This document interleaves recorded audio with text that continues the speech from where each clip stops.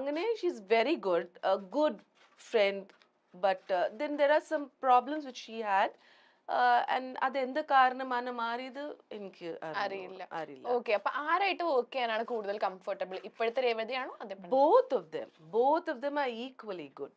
എനിക്ക് ഒരു കോൺട്രവേഴ്സിക്ക് എനിക്ക് പോവാൻ താല്പര്യം ഇല്ല. ആ കൊട്ട് ശരിക്കും എന്റെ തലക്കെട്ടാണ് കൊട്ടായിരുന്നു.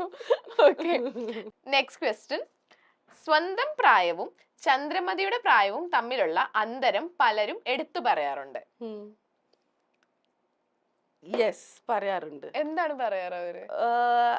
ദേ സേ ഞാൻ എന്തിനാ ഇത്ര ചെറിയ പ്രായത്തില് ഇത്ര പ്രായമുള്ള റോൾ ചെയ്യുന്നത്.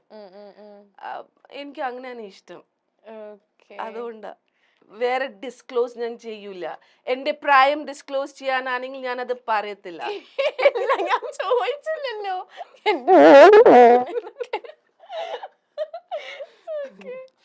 ലൈക് മോളില്ലേ, ഷീസ് 19 20 അല്ലേ? she's doing her graduation ബാംഗ്ലൂരിൽ. അത് വെച്ചിട്ട് നിങ്ങൾ കാൽക്കുലേറ്റ് ചെയ്യുന്നുണ്ടെങ്കിൽ തെറ്റ്, ഞാൻ പറയത്തില്ല. ഷീസ് ഇൻ ബാംഗ്ലൂർ സൈക്കോളജി ചെയ്യാണ്. ഷീസ് 20. മോനുണ്ട്, ചോയ്സ് സ്കൂളിൽ പഠിക്കുന്നു, 8th ഗ്രേഡിലാണ്. 13. അപ്പൊ അവര് അമ്മയുടെ ലൈക് പെർഫോമൻസ് ഒക്കെ കണ്ടിട്ട് എന്താ പറയാ? അവരെപ്പോഴും പറയും അമ്മ ചന്ദ്രമതി ആയിട്ട് വീട്ടിൽ വരല്ലേ, നമുക്ക് നമ്മളുടെ അമ്മ ആയിട്ട് മതി. ബിക്കോസ് ഇപ്പൊ എന്താണ് പ്രശ്നം പറഞ്ഞാൽ ഞാൻ തന്നെ ചില സമയത്ത് നോക്കും, ഈ ചന്ദ്രമതി ആയിട്ട് half of the month like 1 അല്ല 28th 29th മുതൽ നമ്മുടെ ഷൂട്ട് തുടങ്ങും. തിരിച്ച് ഞാൻ വീട്ടിൽ വന്ന് 20th ആവും, 21st. അപ്പൊ അത്ര ദിവസം ഈ ചന്ദ്രമതി ആയിട്ട് ഇരിക്കുമ്പോ എന്റെ പേഴ്സണാലിറ്റി മാറുന്നത് ഞാൻ തന്നെ ചില സമയത്ത് ഐ ഫീൽ ഇറ്റ്. അപ്പൊ ഇതിന്റെ ഇടയിൽ ഈ റിയ പദ്മ എവിടെ, എനിക്ക് അത് കിട്ടാത്തോണ്ട് എനിക്ക് ഭയങ്കര ഫ്രസ്ട്രേഷൻ വരും. ലാസ്റ്റ് ടൈം തന്നെ എനിക്കൊരു ബ്രേക്ക് ഡൗൺ ഉണ്ടായി. ഷോർട്ടിന്റെ ഇടയിൽ എനിക്ക് വിഷമായി, സങ്കടം, കരച്ചിലൊക്കെ വന്നിട്ട്. അപ്പൊ പിന്നെ കുഴപ്പമില്ല, ഒരു ദിവസം അവർ എനിക്ക് ലേറ്റ് വന്നോളൂ. അപ്പൊ ഞാൻ വർക്ക്ഔട്ട് എക്സസൈസ് ഒക്കെ ചെയ്തപ്പോ ബാക്ക് റീചാർജ് ആയി.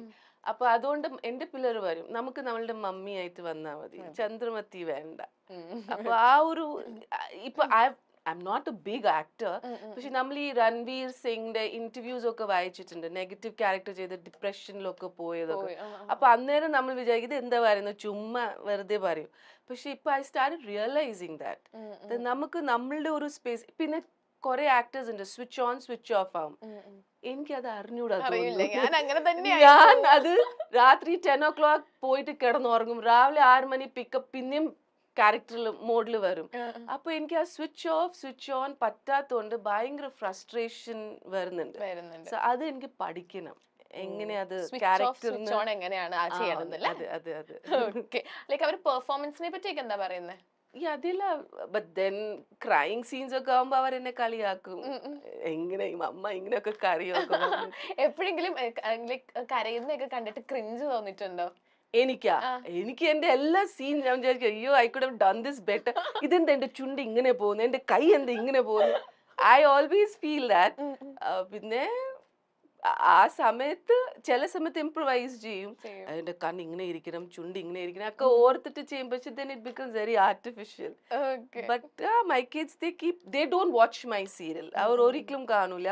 ഞാൻ എന്തെങ്കിലും സ്റ്റോറിയിൽ ഷെയർ ചെയ്യുമ്പോൾ മാത്രം അവർ കാണാറുള്ളൂ. ഒരു ബീങ് ആൻ എയർ ഹോസ്റ്റസ് ആണോ അല്ലെങ്കിൽ ഒരു ലൈക് ആക്ട്രസ് ആണോ കൂടുതൽ പാട്? മണി വൈസ് നോക്കുമ്പോൾ being an air hostess, I like you know it is a glamorous, this is also a very glamorous job, but this job, no, both has its, because adum odd hours, international flights ഒക്കെ നമ്മൾ ഉറക്കം കളഞ്ഞ് ഫ്ലൈറ്റിലൊക്കെ ജോലി ചെയ്യണം. ഇതും നമുക്ക് sleep ശരിയാവുന്നില്ല, നമ്മളുടെ eating habits ശരിയാവുന്നില്ല. അപ്പോൾ രണ്ടും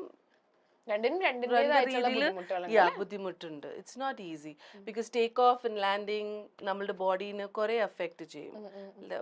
U are under pressure, right? ഇവിടെയും നമ്മൾ endless like non stop 18-19 hours we are working with that makeup, hairdo. So it's not easy. നമ്മൾ ഇരുന്ന് ഉറങ്ങും, കിടക്കാൻ പറ്റൂല.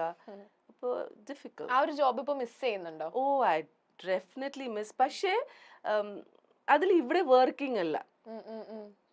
It's just like those dummies looking very pretty, smelling good, meeting the passengers. Emergency vannal, yes, we are the heroes. Because നമുക്ക് അവിടെ എമർജൻസിയിൽ നമ്മളുടെ പാസഞ്ചേഴ്സിനെ എങ്ങനെ evacuate ചെയ്യാനാണ് മെയിൻ ജോബ്. പക്ഷെ അത് ടച്ച് വുഡ് ഞാൻ ഫ്ലൈ ചെയ്തപ്പോൾ ഇതുവരെ വന്നില്ല. അതർവൈസ് ഈ നാട്ടിൽ എന്താ നടക്കുന്നത്, പ്രൈം മിനിസ്റ്റർ മാറി, ഇലക്ഷൻ ഇതായി, അല്ലെങ്കിൽ ബോംബ് ബ്ലാസ്റ്റ് ഉണ്ടായി, നമ്മളൊന്ന് അറ്റ്ലീസ്റ്റ് നൗ സിൻസ് മൊബൈൽസ് അതെ, എൻ്റെ ടൈമിൽ അന്നേരം മൊബൈൽസ് ഒന്നും ഇല്ലാത്തതുകൊണ്ട് എനിക്ക് ആ അറിവ് ഉണ്ടായിരുന്നില്ല. Something happen when you come back you come to no.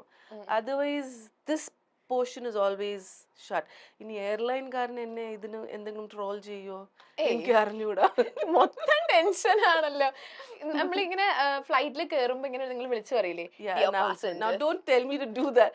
I've forgotten it. Like ഒരു രണ്ട് വരി.